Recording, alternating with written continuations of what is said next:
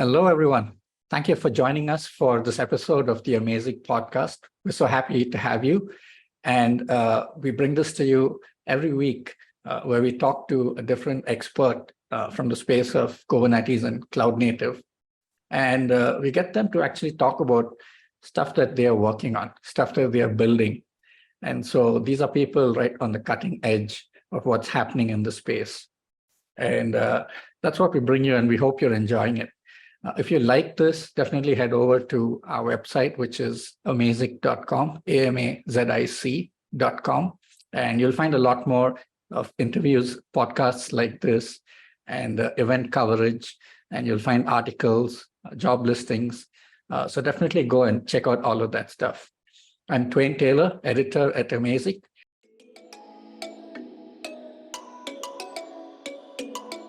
And I have with me today Zohar Einy, who is the CEO and co-founder of Port. Zohar, it's great to have you with us. Thanks for joining. How are you doing? Great. Thank you for having me today.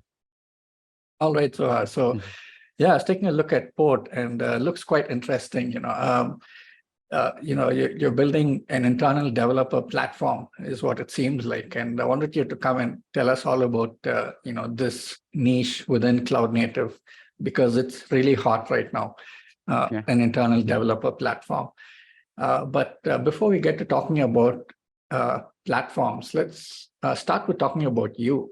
Tell us a bit about yourself, your background, and what you've done so far, how you came to starting Port. Yeah, definitely. So in my background, I'm a technical engineer. I started as a software and a researcher for a very large organization here in Israel, the intelligence unit. So part of my journey as a developer was facing this huge dependency between the DevOps and the developers. Like everything that I needed from an ops perspective, I had to reach out to a DevOps persona and wait a long time for tickets to be addressed. And as part of the revolution that we went through as an organization, they started a team that is called the platform team, that was responsible to make sure that developers can roam freely and get everything that they need with the click of a button, and break those silos between the developers and the DevOps personas. So imagine like 2,000 engineers and 20 DevOps people that needed to address all these tickets and madness that came from the engineering, and one of them is me. So they started the platform that basically gave everything that the developers need with a click of a button, and revolutionized the way that developers were delivering software, thus saving a lot of time to the organization. And we were able to move very fast as an R&D, as a big R&D. And this platform was developed by my co-founder and the CTO, Jonathan. He was the one responsible for implementing this portal. This is how we got to know each other, and we worked together during our service for the intelligence unit. And we are both passionate about the problem from my end as a user that used the Jonathan's platform, and Jonathan from the one that is an expert with a solution that solved this problem for a large organization once. This is what got us into starting Port. And when we started working about Port, we saw that this issue is not only unique to ourselves. This is a problem that is occurring for many organizations around the world. And the reason is that in the past few years, we were promised with DevOps, and we wanted to make self-sufficient engineering. And we did a lot of things during the past few years to become, let's call it DevOps. So we broke the monolith to microservices, and we have infrastructure as code and Git and a lot of types of environments, and the developers became even more dependent on the DevOps team. And now, as time goes by, a lot of organizations realize the need for a developer portal to unify everything for developers, and this became like a huge category and a big movement that we are fortunate to take part of. So this is what got us into starting Port, and we are very excited about delivering the first open developer portal in the space. All right. Wow, that's a great overview. Next I would like to talk a bit about this term itself, platform engineering, or the internal developer platform. If you can describe for us what is this internal developer platform? You've kind of given us hints of it in your, in the words you just said about making Yeah. things easy for developers. But if you could just give us a bit more on those lines, what is an internal developer platform? And why is it becoming so important now that everyone is paying attention to it in the Kubernetes space? Could you add some thoughts to that? Yeah, sure. So basically, due to the complexity that the cloud native architecture introduce and the DevOps advancements introduce, developers suddenly, they cannot be expert in anything, right? They cannot know Terraform in depth and Kubernetes in depth and cloud in depth. They need to kind of focus on writing code, right? They are not DevOps experts. You have DevOps for this. So the DevOps are very focused on creating the platform side, right? All the automations and infrastructure as code and cloud and making sure that everything is highly automated and high quality assurance and so on. And the platform is one aspect, and then you have the portal. The portal is a way to allow developers to interact with the platform in an intuitive way, right? So the portal is a layer on top of the platform that is used by the developers, and it's adjusted to their level of understanding and their level of cognitive understanding of the moving parts, right? So developers using the portal in order to consume what they need in an easy way, and the portal abstracts away all the complexity of the platform behind the scenes. So platform engineering in general is a movement that aims to fulfill the initial statement for self-sufficient engineering. So once we finished with the platform, quotes and quotes, of course, we never finish because technology always evolves. Now it's time to think about the developer. So platform engineering comes and says, hey, let's pause for a second. We have the developers that needs to actually use things and consume stuff. Let's build something for them so they can operate and be self-sufficient engineers and not overwhelming them with all the complexity of the underlying pipelines and automation that were built by the DevOps people. So platform engineering is a more of a kind of a new approach to allow developers to be self-sufficient. All right. So just to clarify, so is your startup port building internal like this, the platform, or is it focusing on the portal for developers, or both? So Port is focused on the portal part, which is the unified interface for developers to get everything that they need in one place. And we sit on top of the existing platform of the organization. So you might don't know this, but you already have a platform, right? The platform is what we call CI/CD pipelines and infrastructure as code, and Kubernetes and GitOps and so on and so forth. So this is the platform, like the DevOps work put into automating and delivering stuff. So we sit on top of the platform, which is the DevOps architecture that is already created and is distributed. It's built out of many tools. It's fully automated and highly scalable.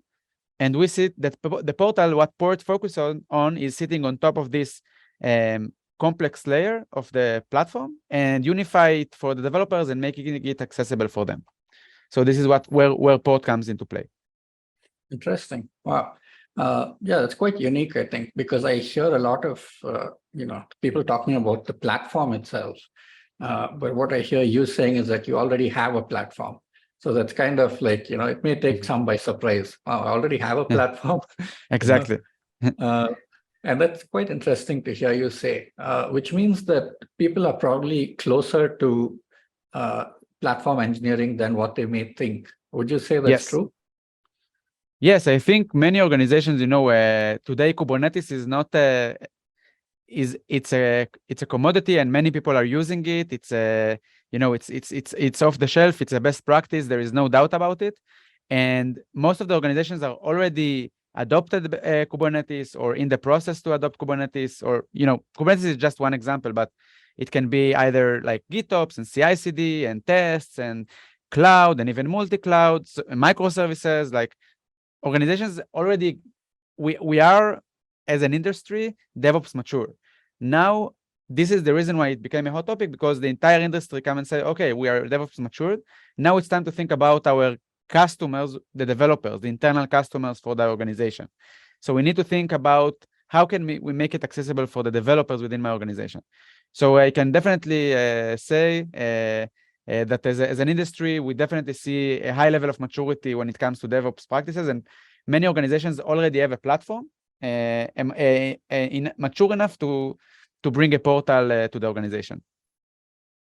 Okay. Yeah, that's quite a unique take. And I think it's probably even quite encouraging for people who, constantly hear, this is the next level and you need to reach there. Yeah. It's encouraging for them to know that, you don't need to strive to be there. You're already there. And so that's relieving. That's good to know. But it's also a unique and an interesting solution that you're proposing because in a sense, this is kind of new where you're saying a platform is not enough. You also need a developer portal. Now that may be new to many who are listening. What would you say to those people who feel like, do I really need a platform? I mean, do I really need a developer portal? Isn't a platform a portal itself? Can't I just create a platform that provisions resources and through that control access to developers and what they can do within the platform? Doesn't the platform fulfill the portal duties? Why do I need a portal? What would you say to them?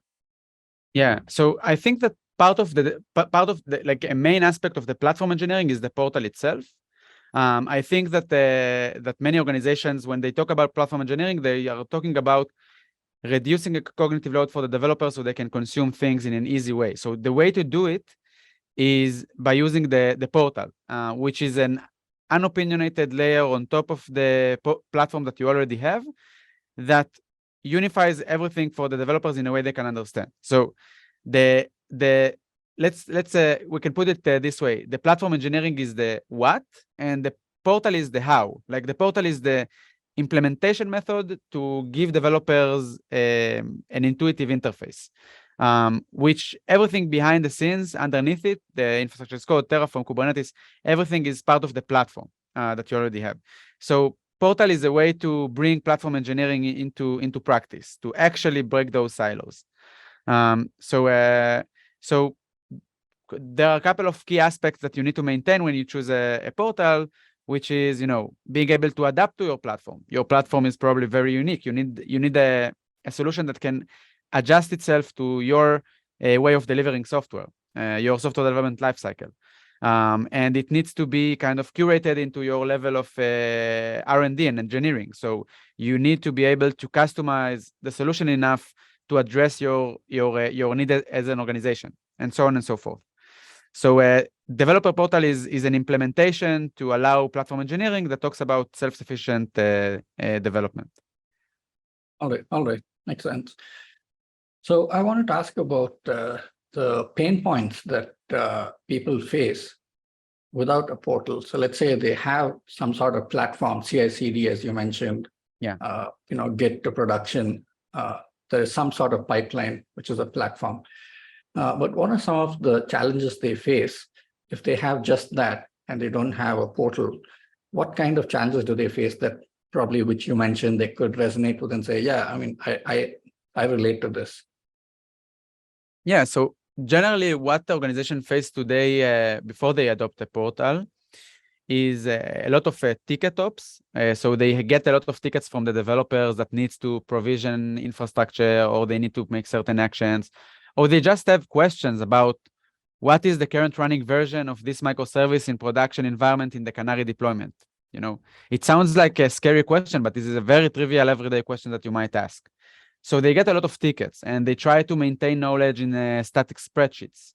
And they try to kind of, they try to maintain a stale documentation that often break, like static documentation. And they have this expert with, with the tribal knowledge that knows everything, and they kind of dependent on his or her knowledge, right? So the portal is a way to democratize all the knowledge and everything developers needs to know in order to operate and to deliver software and to understand the lifecycle of the application development in their organization. So this way they don't have to do ticket ops, manual spreadsheets, stale documentation, tribal knowledge. All of these are becoming deprecated once you have a portal that is suitable to your business needs.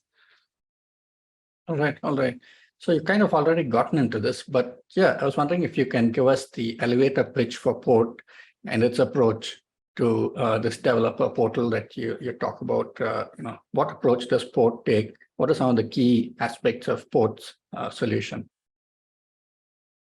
Yeah, so as an organization, we realized that in order to create a portal for the organization, that it needs to be unopinionated.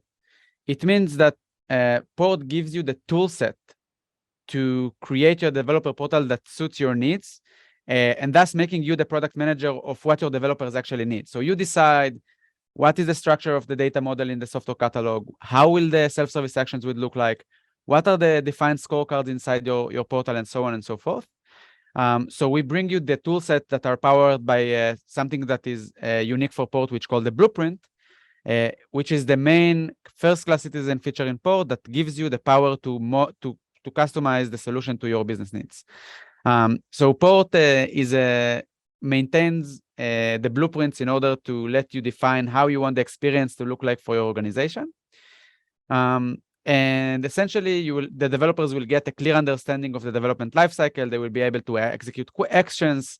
They will be able to automate all kinds of workflows. You will be able to make sure that they comply with the organizational standards, with the scorecards, by ensuring quality assurance and production readiness checklist and security standards and so on and so forth. So you get like an end-to-end developer experience for your organization that suits exactly your needs. So this is what Port exactly is doing. All right. Could you show us a walkthrough of the product and show us what this blueprint actually is, and even some of your other key features? Yeah, for sure. So let me share my screen real quick. Okay. So basically, what you see here, this is our live demo. You can go into demo.get.port.io. This is an open live demo. You don't need to authenticate. It's open. You can play with the product. So what you see here, this is an example of blueprints that are defined inside the system. So platform engineers can create the data model that is suitable for their software catalog and the actions and so on and so forth. So each box that you see here is called a blueprint. You have a blueprint. A blueprint is a generic object. It can be anything that you want. So I just created a couple of blueprints and gave them the names that are relevant for my development lifecycle. So I have one called service and one called package version and package and vulnerabilities and cloud resources and Kubernetes and so on and so forth, right? Feature flags, deployments, and so on.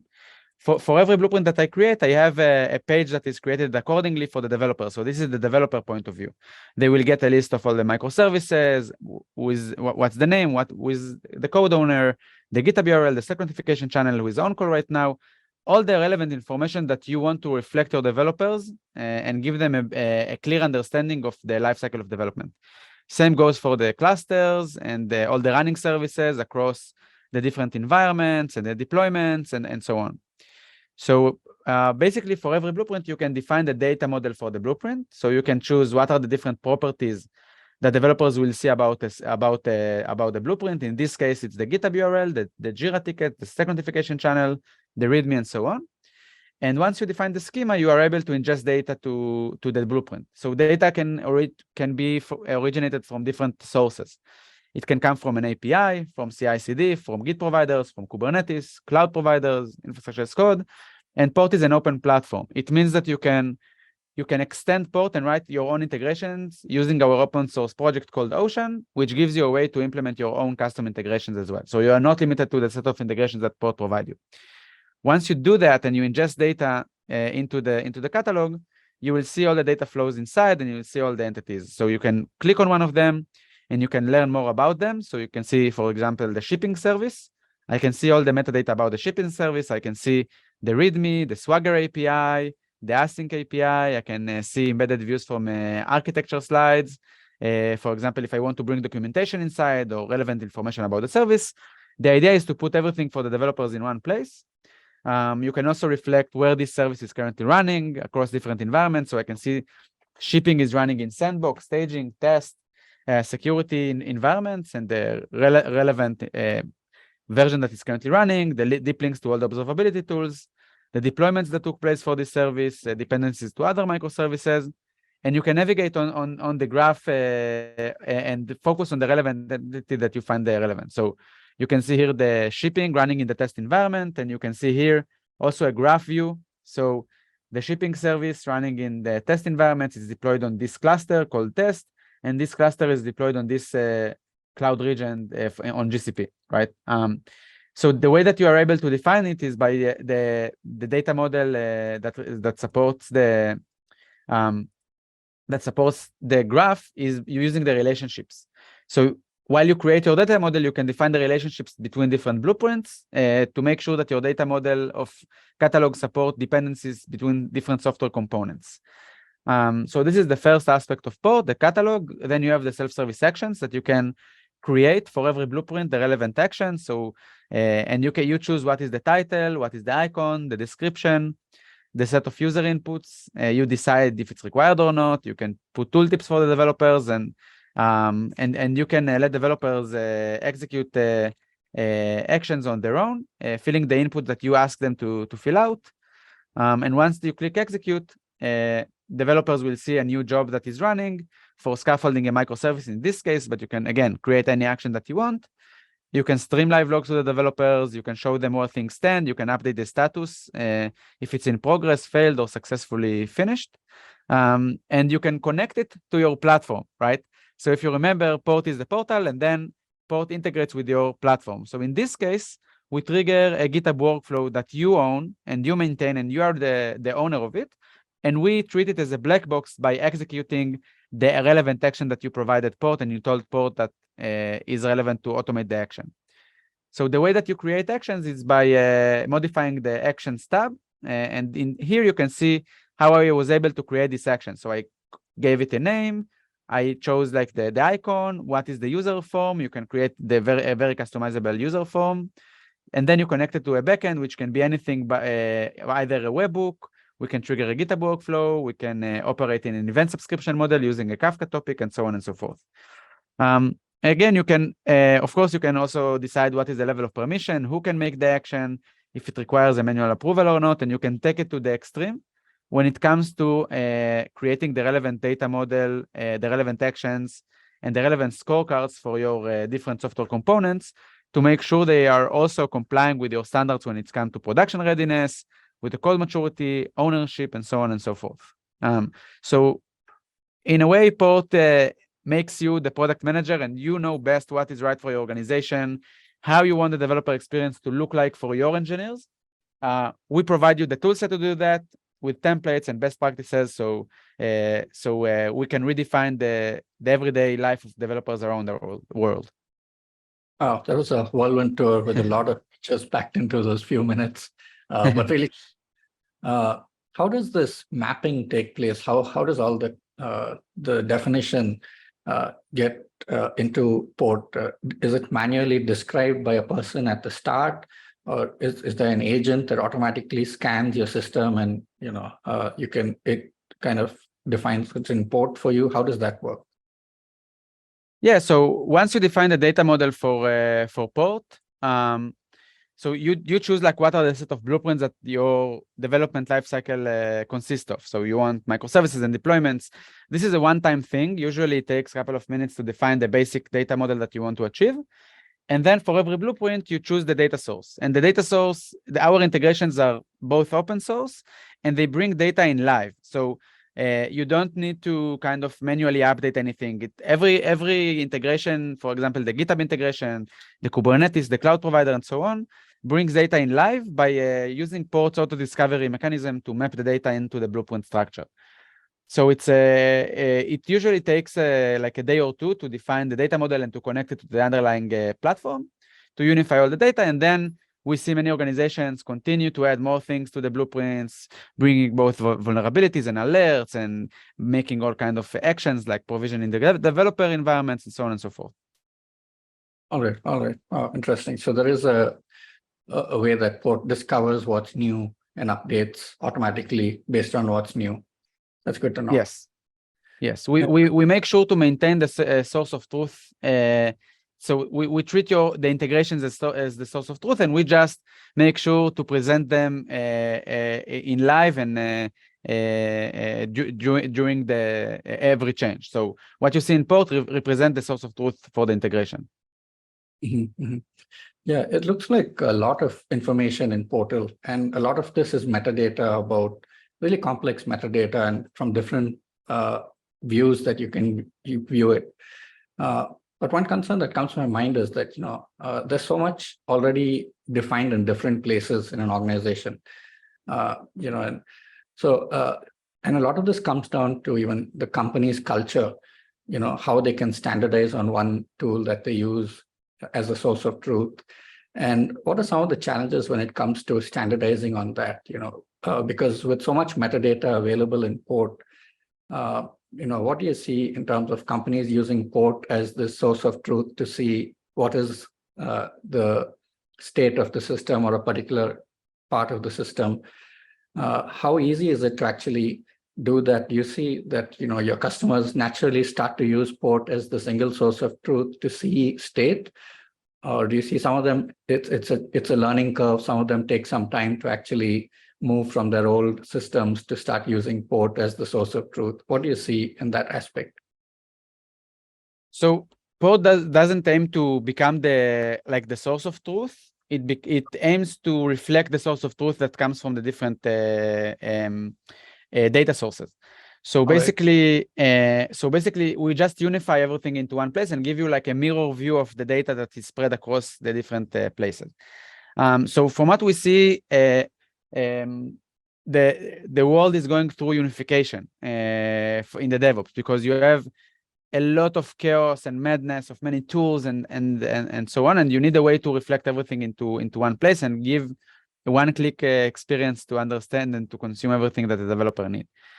So from what we see for very large organizations, sometimes they have like very separated departments, so they might have several tenants of port, but in most cases you have one platform that reflects through one portal that everything is consumable from there.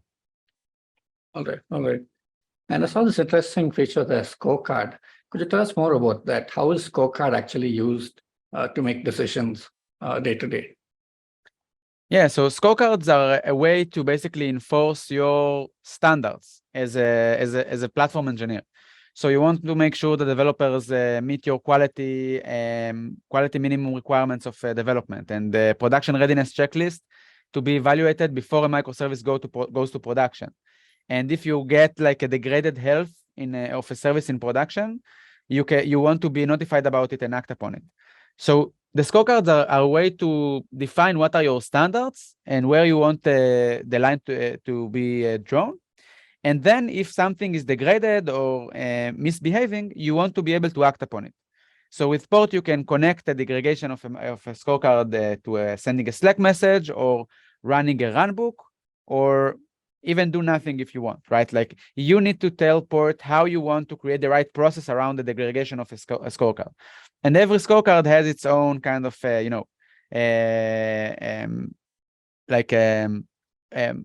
reaction, right? And the process that you'd like to build around it. If you have like a DORA metrics scorecard and there is one non-performing team or group, you might want to notify the manager or the group itself, right? So it really depends on how you want to act upon a degradation of scorecards.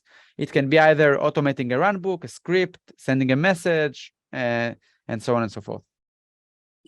Yeah, and on that note of automating, I wanted to ask, what are the possibilities when it comes to automation of routine developer tasks?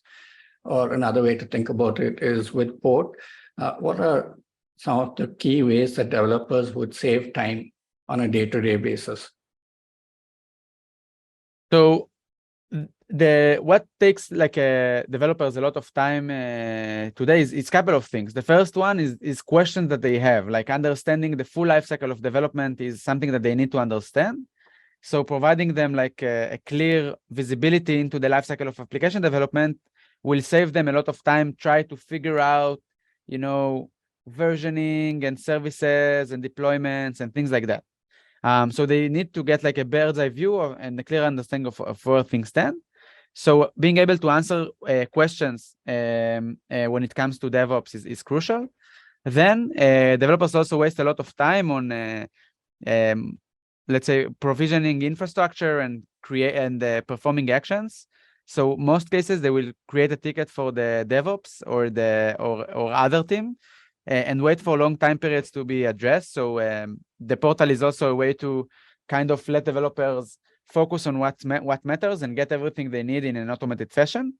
And also, you will see it a lot when it comes to onboarding new developers.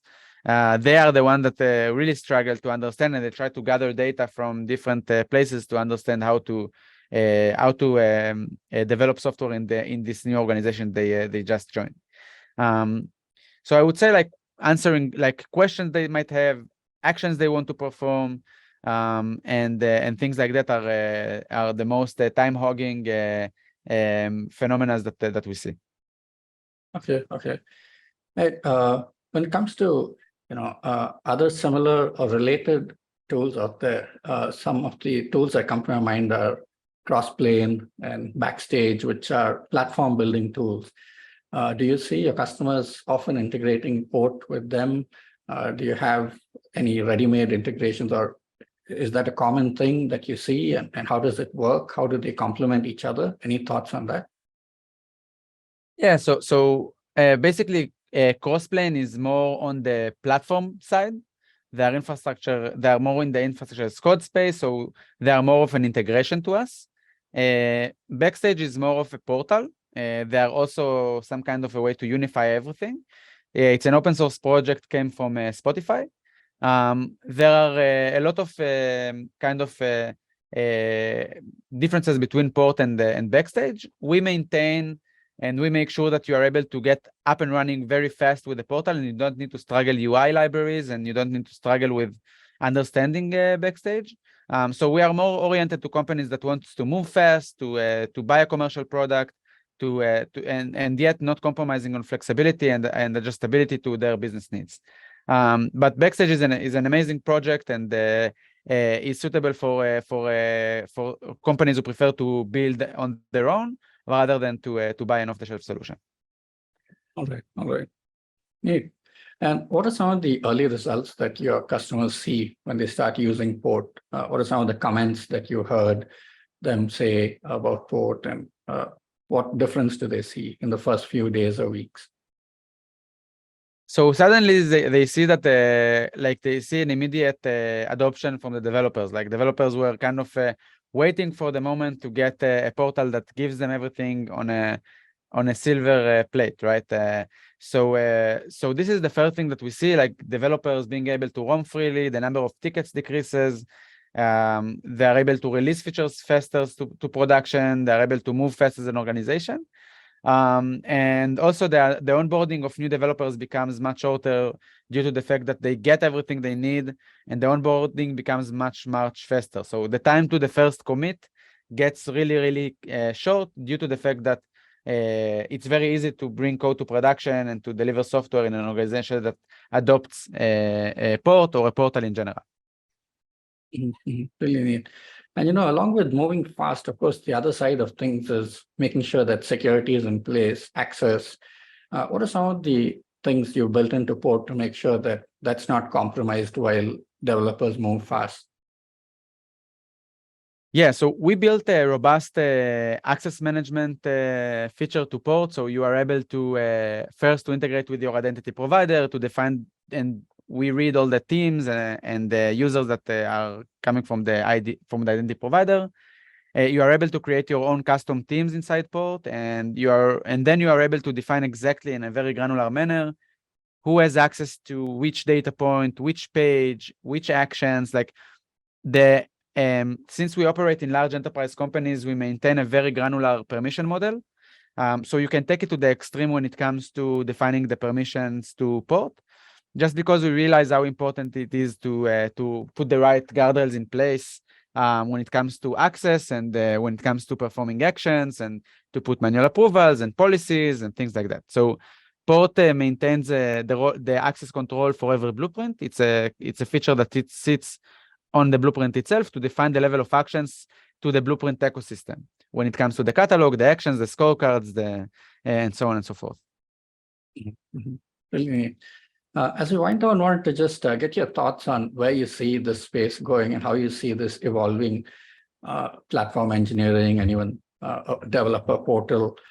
What are some of the key trends that you're keeping an eye on? What's on your mind as you look, as you see what's happening out there? What are you taking notice of when you think of what's coming next for this space?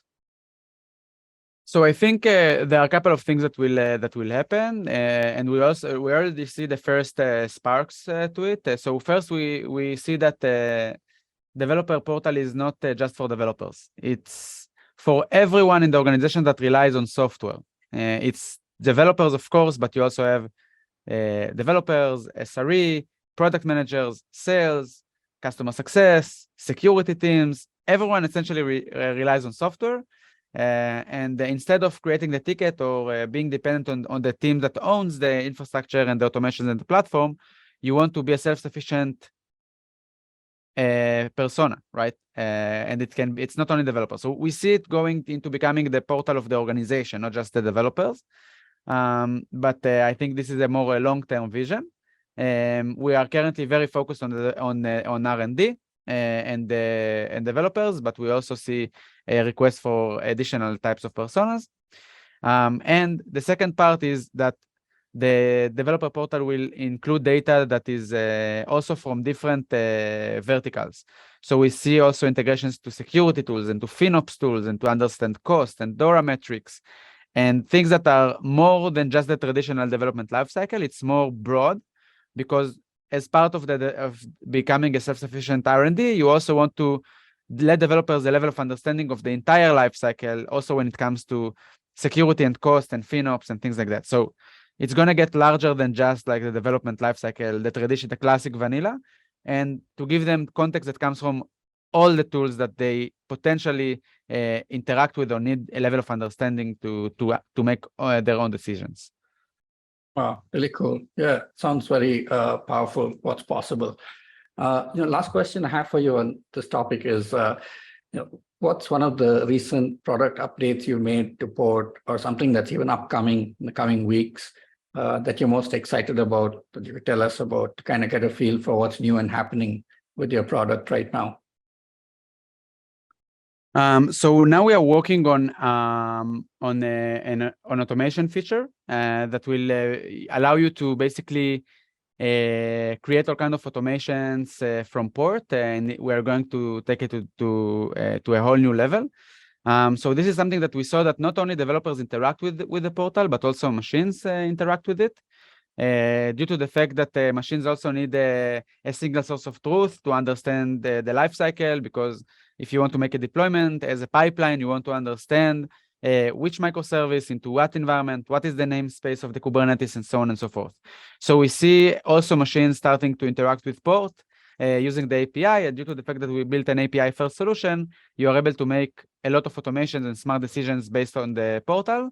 So the portal will also become an infrastructure element of the R&D team. Wow, interesting. That was a wonderful conversation. I really enjoyed getting your perspective on developer portals and platforms and how they work together. There was quite a few really insightful comments you made through the course of our conversation. So thank you so much for sharing all of that with us today, Zohar. But before you go, I have a couple of questions to get to know you a bit, the other side of you. So I want to There is no other side, it's just this. I'm kidding. That's good to know. But your alternate career path, if not for your job in tech? I think I will be a cook. I really like going through steps and see the end result. So cook and baking is one of my favorite hobbies. Okay. What did you make recently that you're proud of, maybe? I make a cheesecake. Oh, nice. Yeah. First time you're trying that? The second. But I want to get to a level of perfection. Then I will move to the next challenge. Nice. Wow, sounds tasty. Complete the sentence for us. The best thing to happen to tech in recent years is? In tech, in recent years, the best thing that happens is YAML files. Okay. All right. You want to explain a bit more? It's just you had XMLs and then JSON files, and now as a developer, I always struggle to understand like the format, and then the YAML came and changed my view on the text format. So YAML files are definitely my favorites. All right. Okay. Now the flip side, the next one for you is complete this sentence. The worst thing to happen in tech in recent years is JSON files. okay. a little further back from the next one. One software tool or product that you think is very elegantly built. Retool. Okay. Yeah. Retool. All right. I haven't checked that out. I should. What does it do, by the way? It's allowing you to build business applications to your organization. So it's also like a builder product, which I appreciate. Okay. Okay. Yeah, I'll check it out. Last question for you. Something that you didn't know about being a founder, co-founder until you became one. I didn't know like how passionate you can be on something that you truly believe in. Like this is something that I knew that it is required, but I didn't realize how extreme it can get and how like passionate you can get on building something that truly changed the way developers deliver software. So for me, it was a new finding.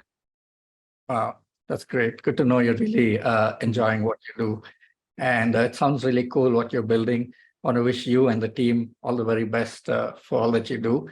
And do come on back again whenever you release something big in the future. Of course.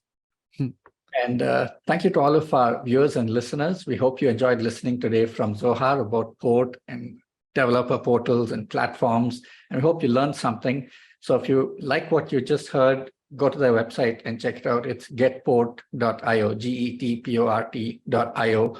And like Zohar was pointing to, go to their demo page and play around with the product. That's the best way to, I think, get a feel for it. And definitely tune in again next week, because we'll be talking to someone else in the same space about what they're building. Till then, have a great week. Bye-bye. Thank you.